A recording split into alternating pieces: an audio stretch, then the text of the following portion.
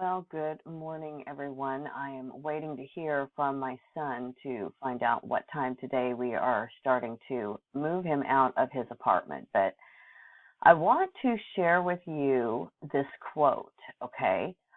All truth passes through three phases. First, it is ridiculed. Second, it is violently opposed. Third, it is accepted as being self-evident. I remember when I first read this. Now, at the time that I read it in an article when I was discovering some things. I was discovering some truth. And I can absolutely see myself going through all three stages. I've ridiculed it. I've violently opposed it. And then it became self-evident. Well, what we're going to talk about briefly is the book of Enoch, because there are people that are commenting to me that I've had to block as of last night that are ridiculing and violently opposing. They're in the first two stages. Okay? Now, they're in charge of searching out these matters for it to become self-evident. Okay, now, when I read this quote, there was a verse of scripture that was also included that I need to take you to, because it just hit me like a 2x4 between the eyes, okay? James 4:17, therefore to him that knoweth to do good and doeth it not, to him it is sin. Okay, well, we're going to talk about the book of Enoch, because I put out a video. It's been a few days ago now on the book of Enoch. And I went through all of this myself. First, I ridiculed those that were against, or that were against the book of Enoch. I'm trying to, prove, that, yeah, this is, yeah. Well, then I violently opposed it. Was I violently opposing the person so much? No. My opposition was against God, and he had to deal with me because I'm going through these three stages. Well, when I was finally ready to listen, to let go of my pride, and everything that I had been taught, had been learned, and some people have, revered this book from childhood. It's meant everything to them. It's been the whole scope of how they understand Scripture. Well, now it's like you can't stand on that anymore. It's been ripped away from them. So yeah, they're going to violently oppose it. Absolutely. Because it's part of the truth stage, basically. Okay, well, let's go to Scripture and let's see what Scripture has to say about Enoch. Okay, first of all, we see the first mention of Enoch is coming from Cain's descendants. That's the first Enoch that is born. Okay? Then we see through Jared, who is from Seth's line, that another Enoch is born. This is the Enoch that the New Testament makes mention of. Okay? And Enoch walked with God, and he was not, for God took him. And then we have in Hebrews 11, By faith, Enoch was translated that he should not see death, and was not found because God had translated him. For before his translation, he had this testimony that he pleased God.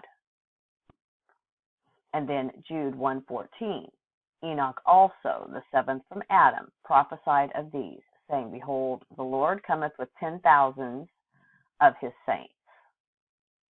Okay, and we know that this is a direct, this is going back to the Torah.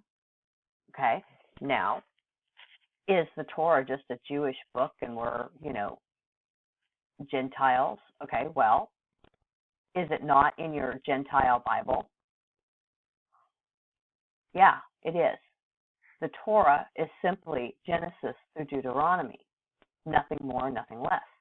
It's God's laws. The 10 Commandments. Okay, well, prophesying does not always necessarily mean that the prophecy was written down in a book. Okay? I mean, if you want to make this say something that it clearly doesn't say, you can do that, but then you're doing exactly what Peter warned, especially in regard to the Apostle Paul. You don't know your scriptures, and you're twisting them. You're wresting them to your own destruction. Okay?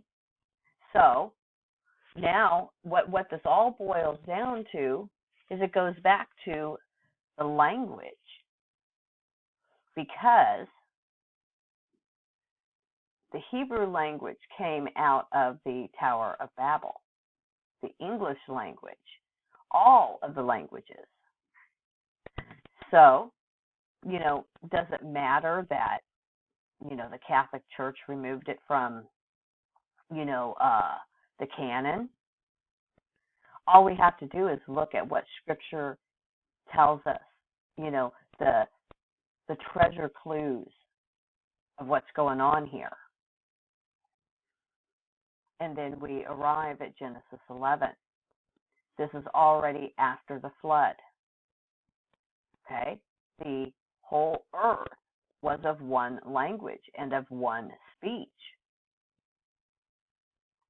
So this lets us know that Noah spoke this one language. Enoch would have spoke this one language. Okay?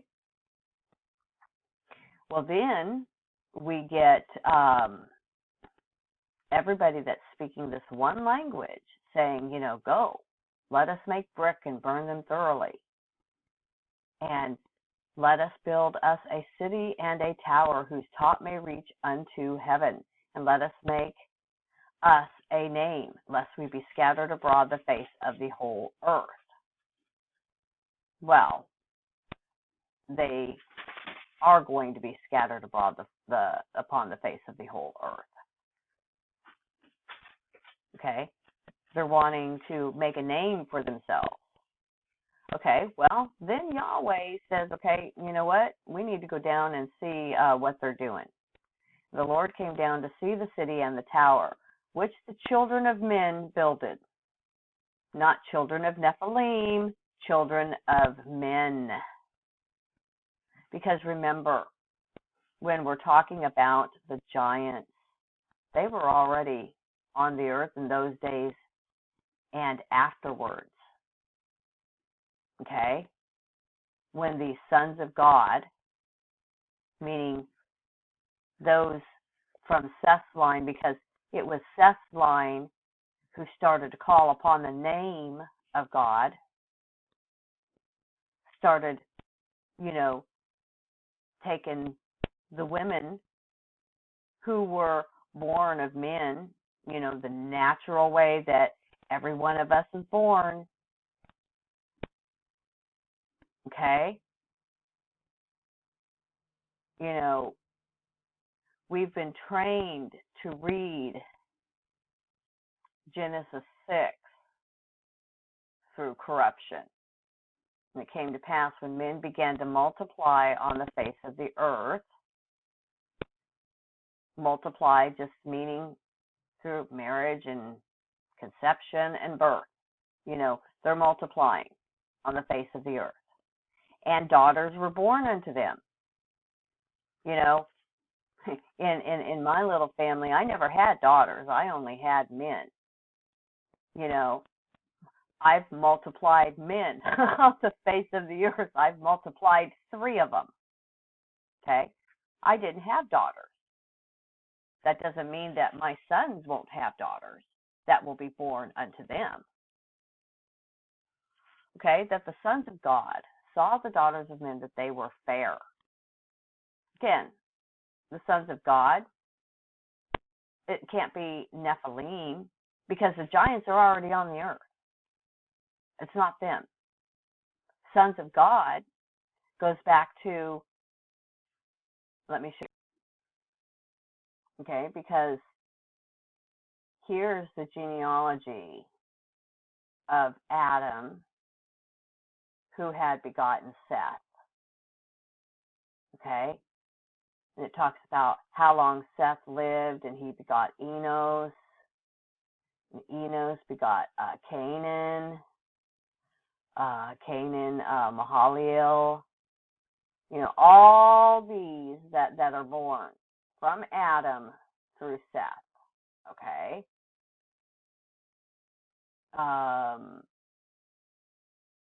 Let's see, and then here we've got now we're down to Enoch, walked with God, and he was not, for God took him.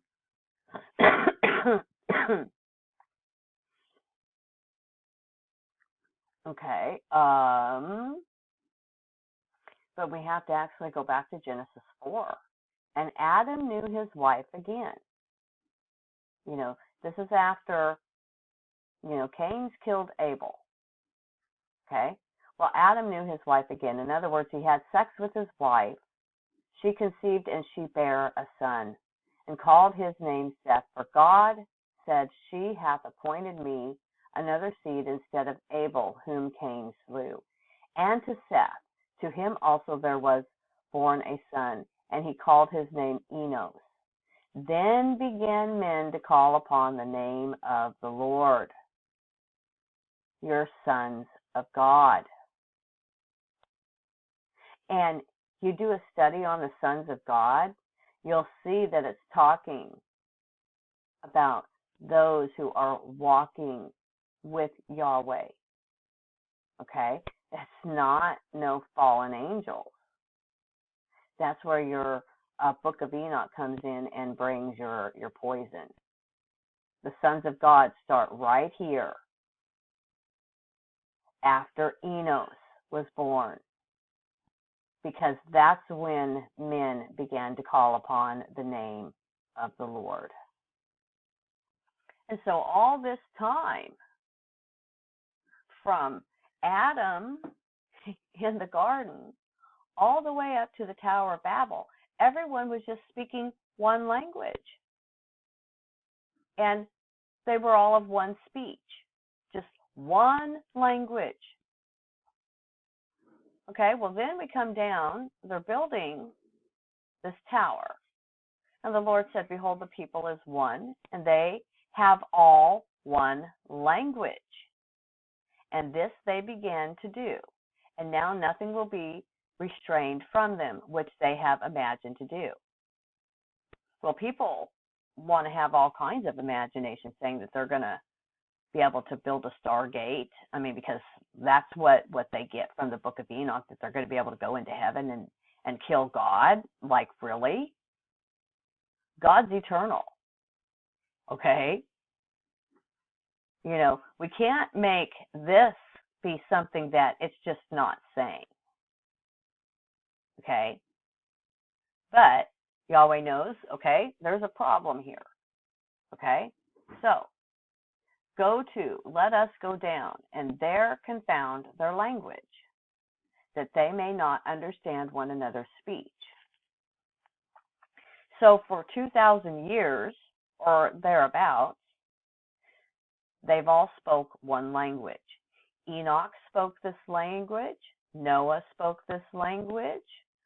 Adam spoke this language. Jared spoke this language. Even Cain and his descendants spoke this language. Then Yahweh confounds their language. So the Lord scattered them abroad from thence upon the face of all the earth, and they left off to build the city. Well, if we really have, a real book of Enoch, and they were able to retain this one language, all they have to do is just, learn each other's languages over the course of maybe a few hundred years or something, and then go back to building the city. Okay? Building the tower. Did that ever happen? No. 4,000 years later, we still don't have the Tower of Babel. But of course, people want to say, oh, that's CERN now, right? Nope. Yahweh took care of that, because when the language was confounded, the original language was no more. Being able to speak it, understand it, I would say even remember it, is just no more. Because if they could remember that language, they could just learn the other languages and come back and build the tower. Well, they've never been able to rebuild the tower. Okay? Therefore is the name of it called Babel, or some people pronounce it Babel, because the Lord did there confound the language of all the earth, and from thence did the Lord scatter them abroad the face of all the earth. Okay, so from all of these, new languages, we get all of the languages we have today. We get Hebrew, we get English, we get Chinese, Japanese, Portuguese, Mongolian. It all came from here. But we do have a promise of returning to a pure language in Scripture. Zephaniah 3:9, for then will I turn to the people a pure language, that they may all call upon the name of the Lord to serve him with one consent. Okay, well, we've got to look at, for then I will turn to see, okay, what does this mean? Okay, well, it means to turn, overthrow, overturn, change, turn. Okay, to turn, overthrow, to turn, turn about, turn over, turn around, to change, transform. Okay, to be reversed, to be overturned, become, change, be converted, give, make. Okay, turn, again, aside, back, to the contrary, every way. So, does this necessarily mean, I didn't look at the Strong's word on this. Does this necessarily mean that when he does turn us to a pure language, that it will necessarily be the language of creation? Unless I'm not reading this correctly, it doesn't necessarily mean that it has to be even the language of creation. He could give us a brand new language, a pure language. Okay? But right now, we're not there.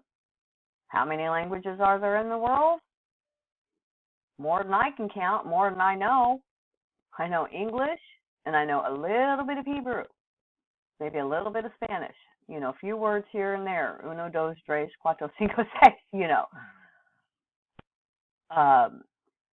But we're not there. We are not there. So again, let's let's look at what Jude tells us. Jude 1:14 says, and Enoch also the seventh from Adam prophesied of these, saying, behold, the Lord cometh with 10,000 of his saints. Well, where does this saying come from? It comes from the Gentiles' Old Testament, which is the Hebrew Bible, because the Jews don't believe in Jesus.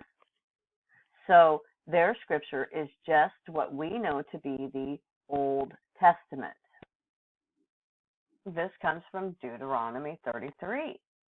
And this is the blessing wherewith Moses, the man of God, blessed the children of Israel before his death. And he said, the Lord came from Sinai and rose up from Seir unto them. He shined forth from Mount Paran, and he came with 10,000s of saints. From his right hand went a fiery law for them. Okay, well, let's talk about Moses. Moses didn't know Abraham. How could he write everything that happened to Abraham? How could he write everything that happened to Joseph? How could he even write about creation? He wasn't literally there to see it with his own eyes. There wasn't a book,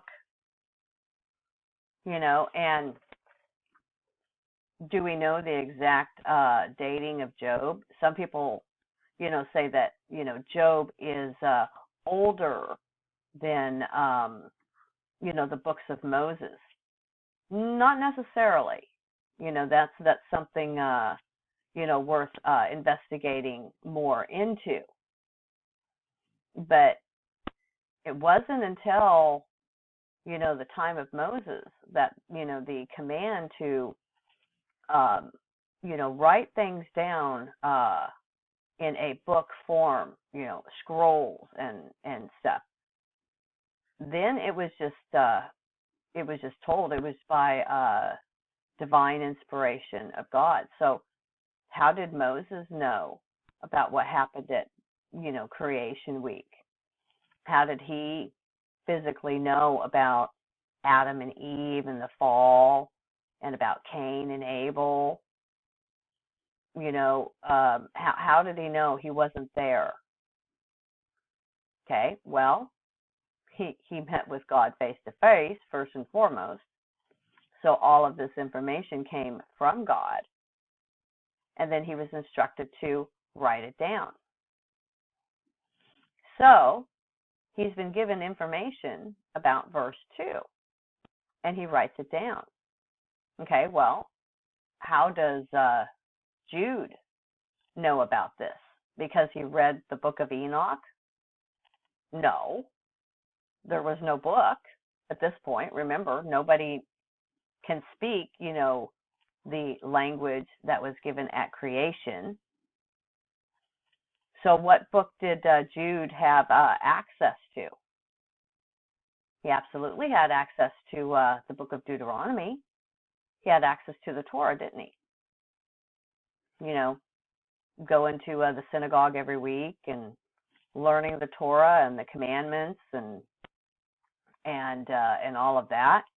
Yeah, he absolutely had knowledge and availability to the books of the Torah, the prophet, and the writings, which comprises the entirety of the Old Testament. So, I mean, how did Moses know? He wouldn't have known unless God had specifically told him, which that's what we believe. Okay, so let's go back to our quote here. Those of you, and this included myself until several months ago when I was willing to Stop being so violently opposed to it. I mean, I guess you can attack me.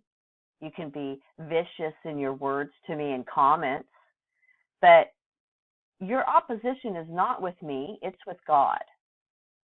Because all you have to do is look in Scripture to see all of this. If you're willing, that is. So, you can take it out on me, whatever you want to say against me. But your beef isn't with me. Your beef is with lies you've believed. And, if you want to bring in, the Council of Nicaea and all of that, I mean, okay. But the thing is, if you go back to Scripture, it clearly spells it out.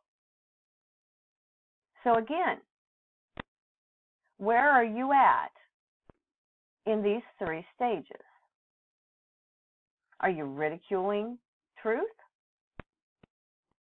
Yeah, lots of people are absolutely ridiculing truth. Are you violently opposing it? It's not going to be good for those who continue to violently oppose the truth.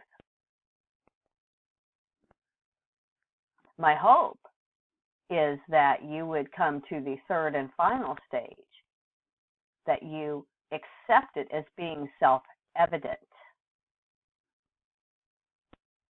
But until you are willing to get to this final stage, you're going to either violently oppose it and people who are trying to share the truth with you, or you're going to just ridicule it.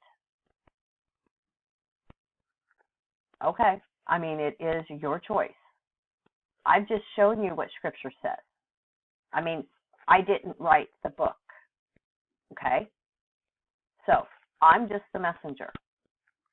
So that's all I have to say. Just a shorter follow-up to the book of Enoch. Remember, there's 2 Enochs mentioned, okay? And we do not have access to the language that Enoch spoke. Because if we did, they'd have been able to have finished that Tower of Babel thousands of years ago. They have never been able to finish it. We don't even have any way of knowing what they were trying to do. Did they write anything down? As far as, their blueprints, their plans? No. Because that language was lost. It was absolutely lost. Nobody has been able to understand, figure out. I mean, they've been trying to rebuild it, but they haven't been able to.